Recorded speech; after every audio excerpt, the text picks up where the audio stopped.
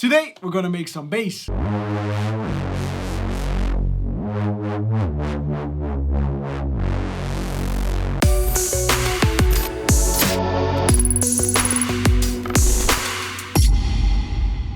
what's up? Husman here, and today's video we're gonna make some bass, and we're gonna more specifically make a REESE bass.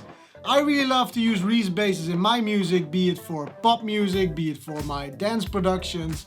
They really set a really nice tone in the breakdowns, but also I've learned with a REESE bass, if you tweak the parameters a little bit, you can also make it into a lead, a more screechy kind of lead. The tool we're gonna use for this sound is Serum. I really love to use Serum because you have a lot of possibilities and you can make really complex sounds. Once again, we're gonna set the sound to monolegato and increase the portamento, so we're gonna glide from note to note, which gives a really cool effect.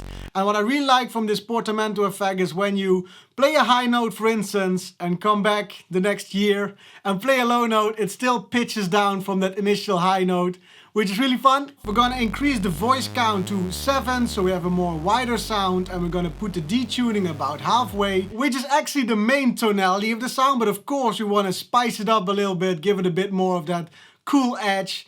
So next thing what we're gonna do, we're gonna introduce some distortion. I really like the tube distortion for these kind of sounds, and what this does is really add some cool tonality and some little artifacts into the sound that we already have, which gives it that idea that the sound is moving a little bit and the sound is not being stale. We're gonna accentuate this effect with a little bit of reverb, not too much, and as you know me, I always cut off the high and the low frequencies so we don't create unnecessary frequencies into our sound.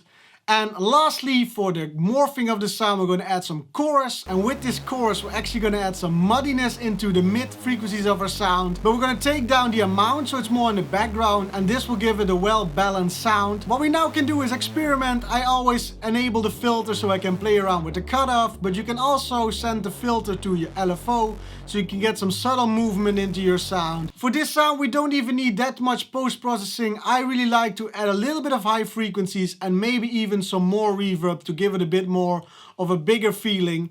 And from here on out, we actually got the main sound, which sounds like this.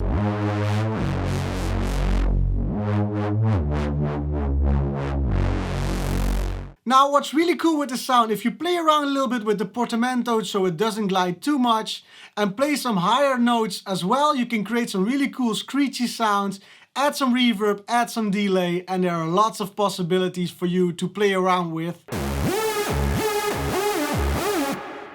That's all for me this week. I really hope you like this video. If you like what I do, hit that like button. If you haven't already, subscribe. Should you want to support me financially, I have a Patreon with all kinds of cool rewards. But that's all for this week, and I see you all on the next video. Take care. Bye bye.